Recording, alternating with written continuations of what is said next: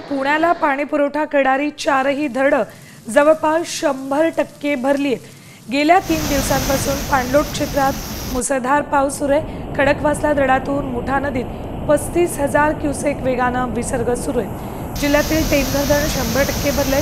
खडकवासला, पानशेत, वरसगाव, टेमघर मिळून 98% पाणीसाठा सध्या आहे। त्यामुळे पुण्याची वर्षभराची पाण्याची चिंता मिटली आहे।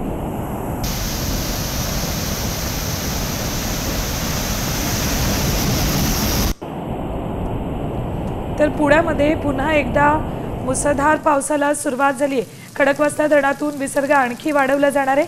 पाण्याचा मोठा विसर्ग सुरू आहे, त्यामुळे मुठा नदीत दुथडी भरून वाहते। नदीत सध्या 35,000 क्युसेकनं विसर्ग सुरू आहे। सकाळी 9 वाजता विसर्ग आणखी वाढवणार आहे। अपडेट्स घेऊयात आमचे प्रतिनिधी अक्षय बडवे यांच्याकडून। अक्षय, काही वेळापूर्वी तुम्ही ओंकारेश्वर मंदिरातली परिस्थिती दाखवलेली। पुण्यात पुन्हा मुसळधार पाऊस सुरू झालाय, आता नेमकी काय परिस्थिती आहे?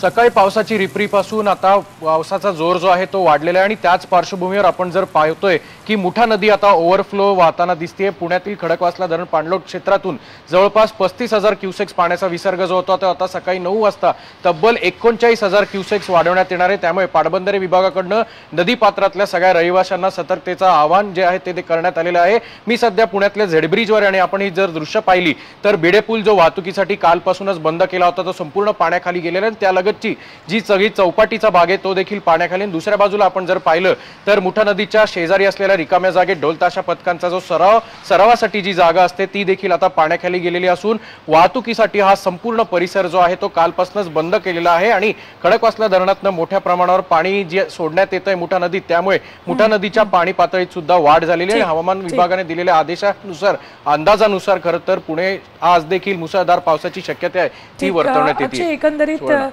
पुण्यामध्ये सुद्धा काल मुंबईची परिस्थिती तसंच काहीसं वातावरण दिसतंय। धन्यवाद संपूर्ण माहितीसाठी।